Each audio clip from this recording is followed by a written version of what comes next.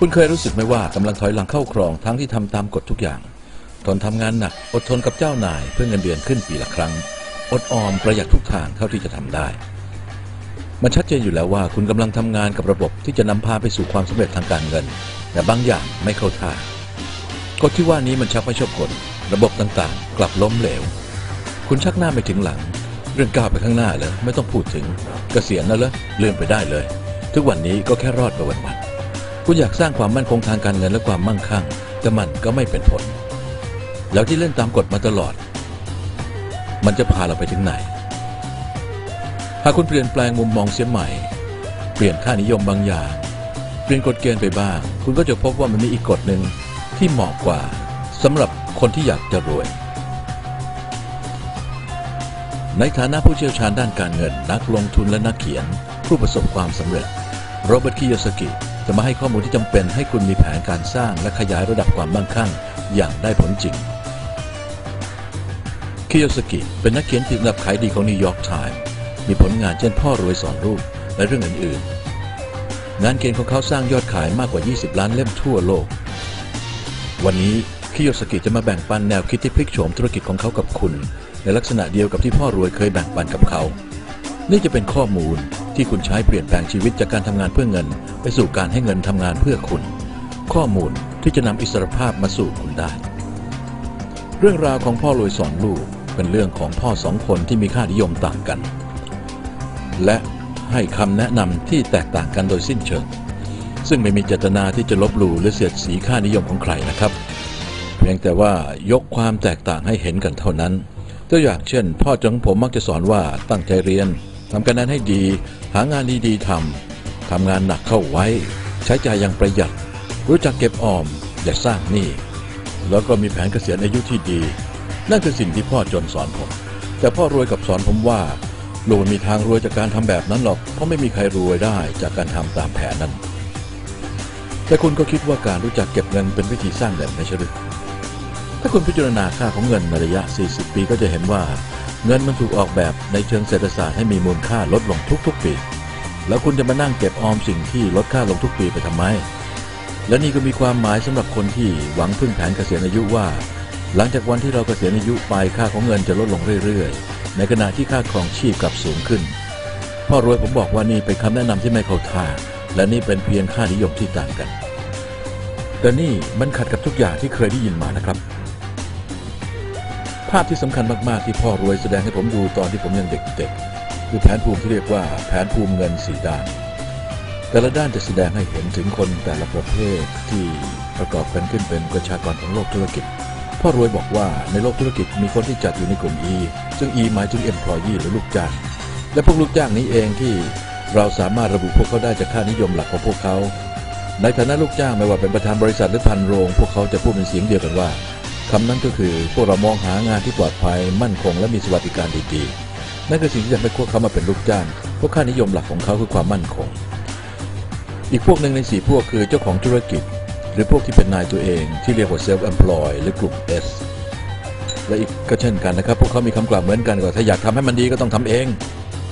S หมายถึงโซโล่ครับพวกศิลปินเดี่ยวชอบทำอะไรเองคนเดียวที่อยู่ทางด้านขวาของเงิน4ด้านคือพวก Bและสิ่งที่พ่อรวยถึงก็คือ B ก็คือ Big Business ธุรกิจขนาดใหญ่หรือ Bill Gates ฟอบบอกว่าธุรกิจขนาดใหญ่คือพวกที่มีพนักงาน500คนขึ้นไปคำกล่าวพวกเขาต่างกันไปพวกเขากล่าวว่ามองหาระบบงานดีๆเครือข่ายดีๆและหาคนเก่งๆมาช่วยทำธุรกิจพวกเขาต่างจากพวก S ตรงที่พวกเขาไม่อยากเข้ามาบริหารด้วยตัวเองแต่ต้องการจ้างคนเก่งๆมาบริหารแทนและส่วนที่4ของเงิน4ด้านก็คือพวก I คือ I มาจาก Investor หรือนักลงทุนและนี่คือพวกที่ให้เงินทำงานแทนพวกเขาคนกลุ่มนี้คือพวกที่หาคนอื่นมาทำงานให้ส่วนพวกนั้นก็คือพวกที่ทำงานให้คนอื่นรวยในช่วงต้นๆของชีวิตผมพ่อจนของผมนั่นแหละที่บอกผมว่ารู้ไหมโรเบิร์ตลูกควรเรียนหนังสือหางานดีๆทำดังนั้นค่านิยมหลักของพ่อจนของผมก็คือการเป็นลูกจ้าง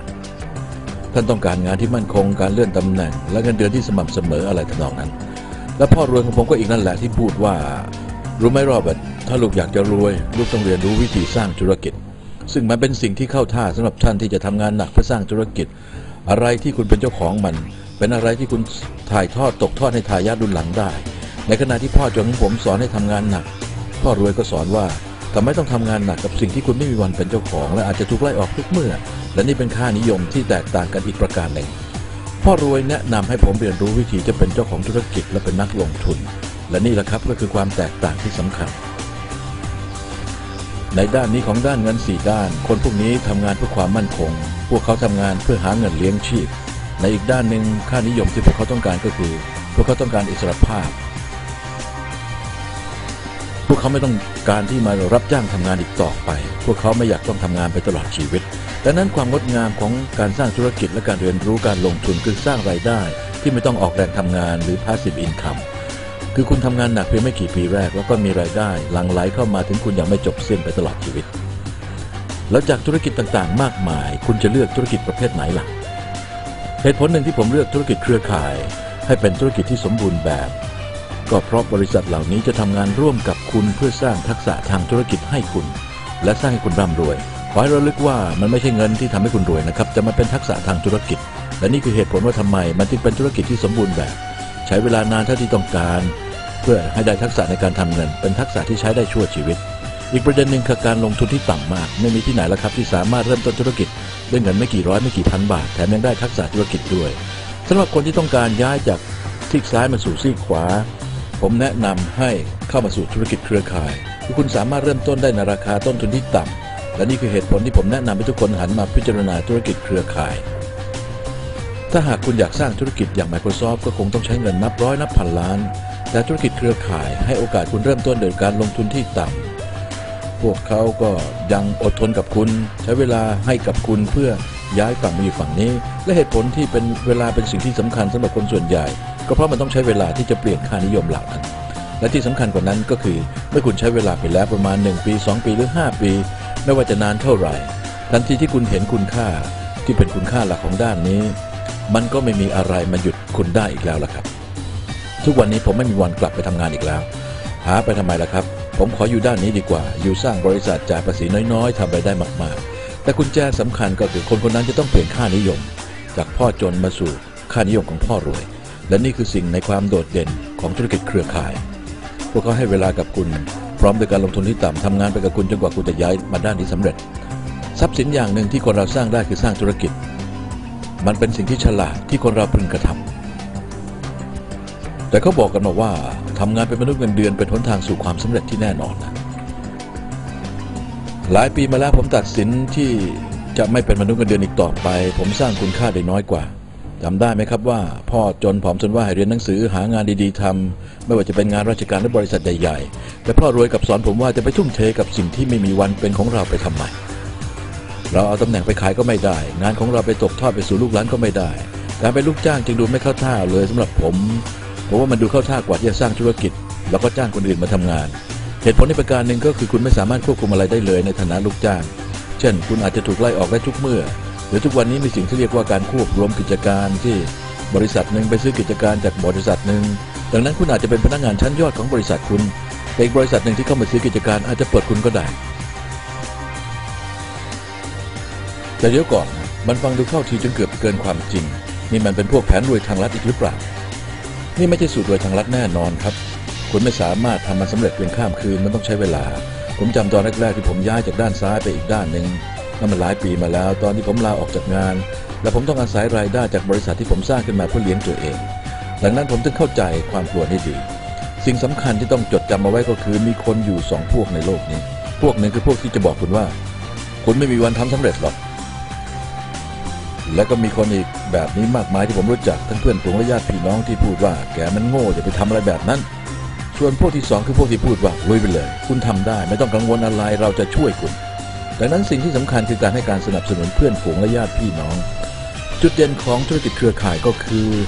พวกเขาจะให้การสนับสนุนกับคุณเป็นการส่วนตัวนานที่สุดเท่าที่จะเป็นต้องใช้จนกว่าคุณจะสามารถย้ายจากด้านซ้ายมาสู่ฝั่งพ่อรวยได้แต่เราคิดเสมอนะครับว่าการได้เป็นเจ้าของกิจการตัวเองเป็นการใช้ชีวิตอย่างที่ใฝ่ฝันหนึ่งในความท้าทายของการเป็นผู้ประกอบอาชีพอิสระก็คือการเป็นนายของตัวเอง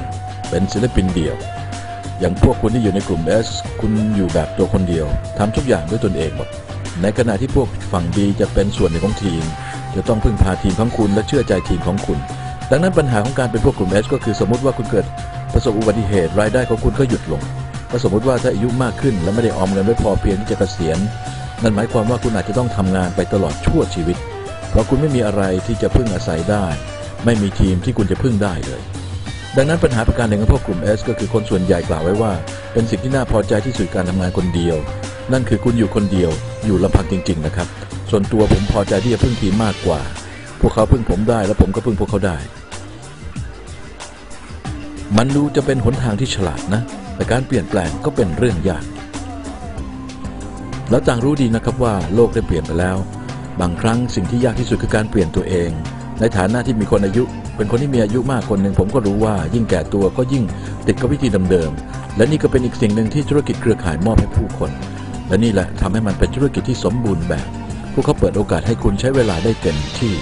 ในการปรับเปลี่ยนภาวะทางความคิดอารมณ์ร่างกายเท่าที่จำเป็นในการย้ายจากฝั่งซ้ายมาสู่ฝั่งขวาของพ่อรวยผมคิดว่านี่เป็นเรื่องใหญ่เป็นสิ่งที่เอื้อเฟื้อมากเป็นแนวทางที่อดทนมากในการที่พวกเขาสนับสนุนให้คุณในช่วงที่เปลี่ยนแปลงชีวิตของคุณดังนั้นจงระลึกไว้เสมอนะครับว่าการเปลี่ยนแปลงมักสร้างความหนักใจเสมอแต่บางครั้งก็จำเป็นจะต้องเปลี่ยนแปลงแต่หากคุณรู้ว่ามันถึงเวลาที่ต้องเปลี่ยนแปลงแล้วดังนั้นธุรกิจเครือข่ายอาจจะเป็นธุรกิจที่สมบูรณ์แบบที่สุดสำหรับคุณก็ได้ธุรกิจเครือข่ายอาจจะเป็นธุรกิจที่สมบูรณ์แบบที่สุดสำหรับคุณขอรับข้อมูลเพิ่มเติมเกี่ยวกับธุรกิจเครือข่ายที่ดีจากผู้ที่ให้ VCD นี้แก่คุณ